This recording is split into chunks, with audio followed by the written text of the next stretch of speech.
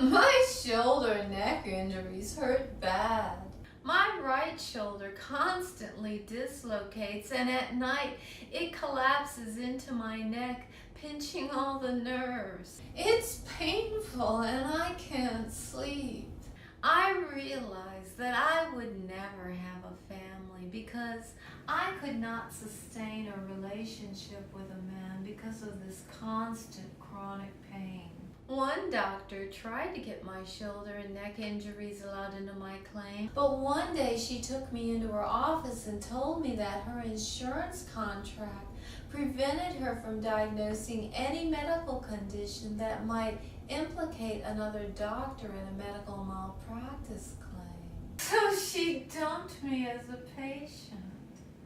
I had treated with a psychologist for more than 20 years, and week after week I would go into her office discussing this constant frustration and chronic pain that I endured because of my inability to get treatment for my work-related injuries.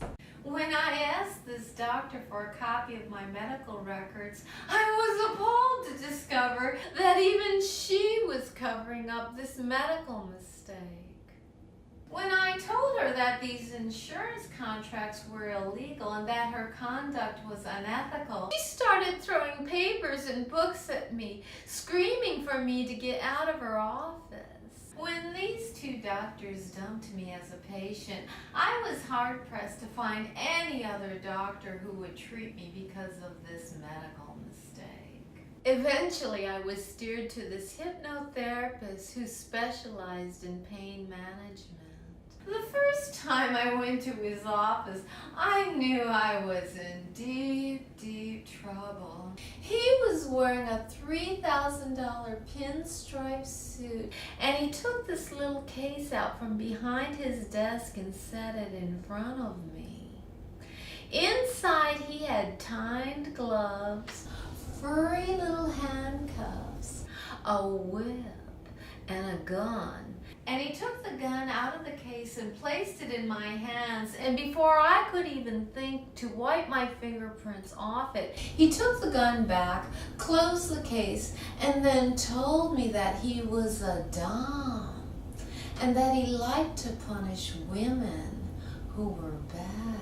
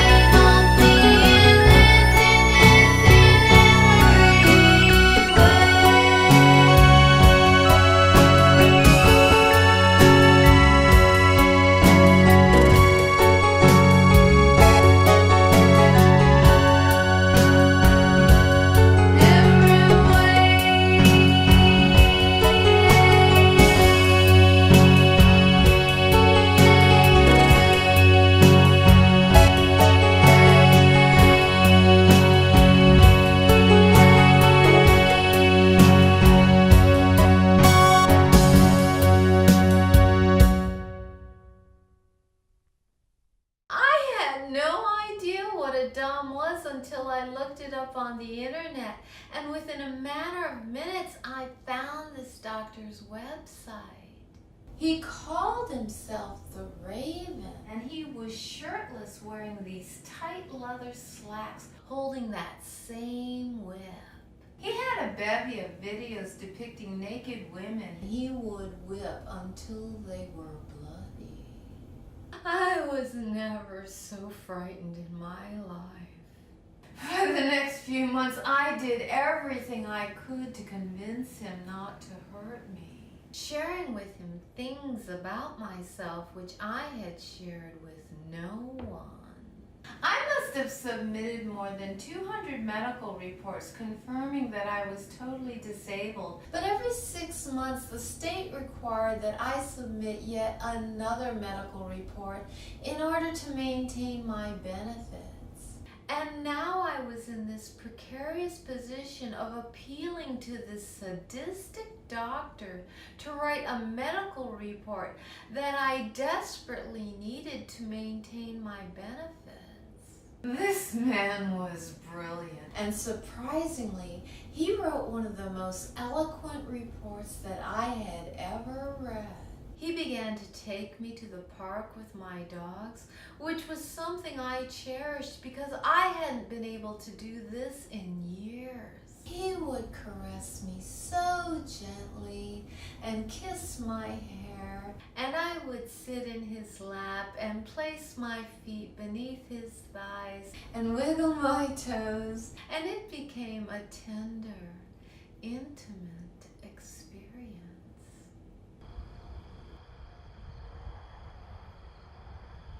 There were others than you that I had kissed, and the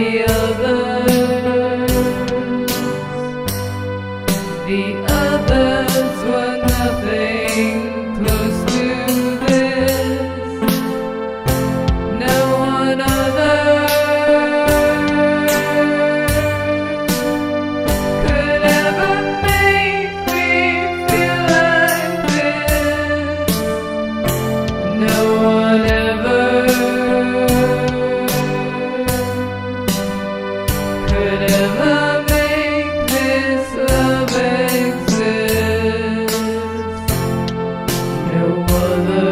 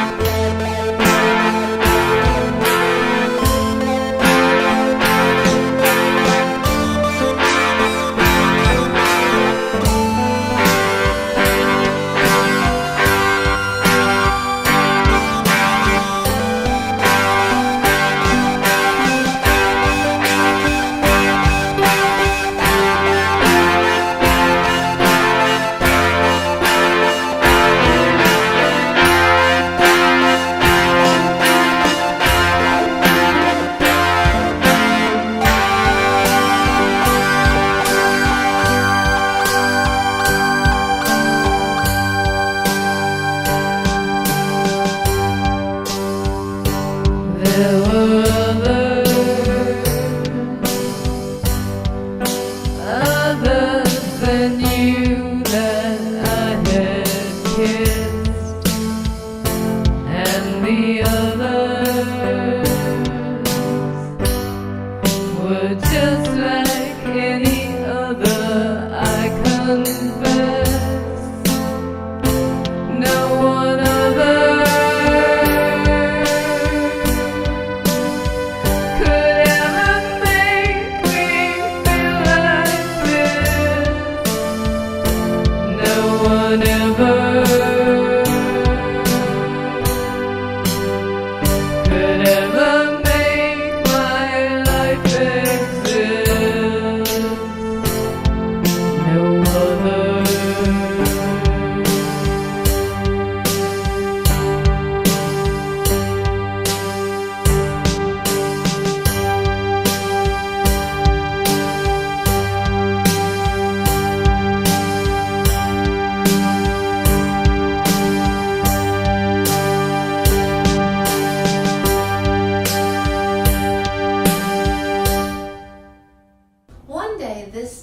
doctor shared with me a medical report he had written for a young boy who had been raped repeatedly by a priest.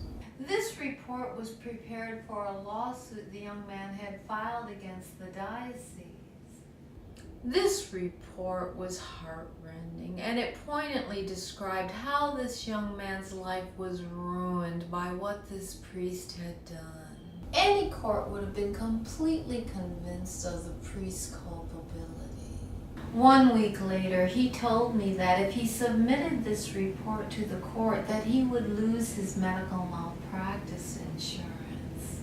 Countless doctors had had their careers ruined this way when they tried to stand up for vulnerable patients.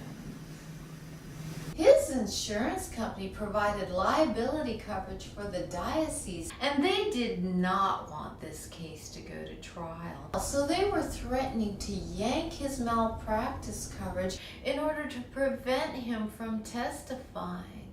A doctor can't practice medicine without insurance. He could lose his medical license. They could stop him from testifying. And that young boy's lawsuit was being thrown out in the trash while they made millions. This was disgusting. In that moment, I knew it was over. And he never touched me, kissed me, or caressed me again.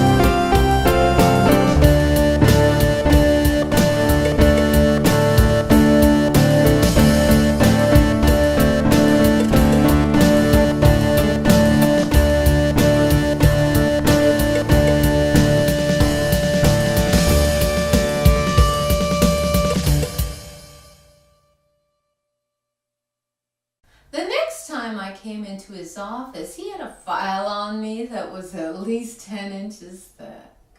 His father had raked him over the coals for having disclosed the terms of his insurance contract to me, and now they were in cleanup mode. They dug up every conceivable smear that they could manufacture to turn him against me because I was trying to convince him to go to the federal government and tell them what he knew about these illegal insurance contracts.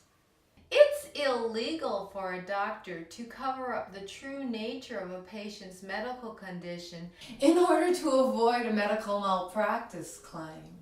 Doctors are required by law to report the sexual abuse of any child to the police, and they were trying to cover this up so that the insurer could avoid paying damages. This was outrageous.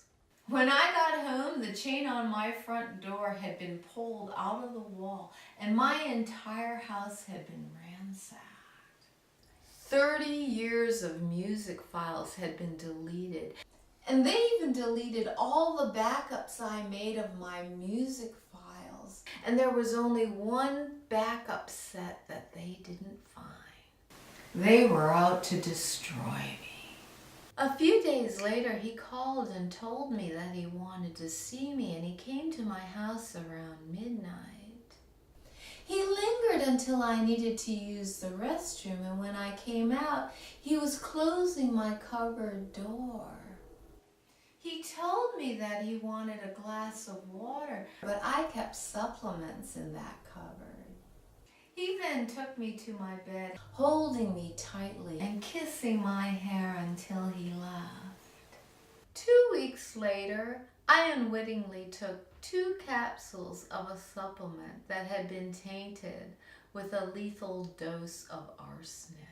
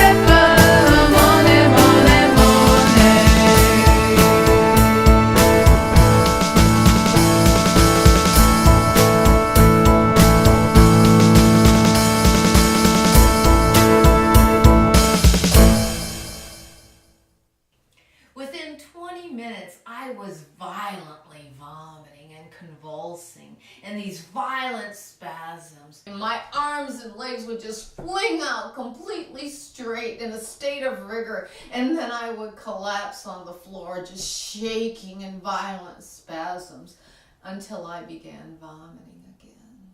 Non-stop, 24 hours a day for 4 days. My body was just shaking, and it ate all the muscle in my body, just trying to generate enough energy to stay alive. I was skeletal. I lost 35 pounds. By the 5th day, I was finally able to keep some water down. And when I checked the supplements, I found these 2 tainted capsules still left in the jar. I never noticed they were different. And then when I got in my safe and looked up my trust, I realized that the document had been altered to make this doctor the sole beneficiary of my estate. My trust was transcribed into my computer, and when I looked up the file, I did a search of the file date, and I was shocked to discover a slew of these manufactured files. There were fake suicide notes. There were all these letters that looked like I had been writing this doctor. There was one file where he seemed to profess that he loved me, and when I clicked on the little icon revealing the unedited text of what he had written, he was describing how he mutilated and murdered women, and he was calling me a whore.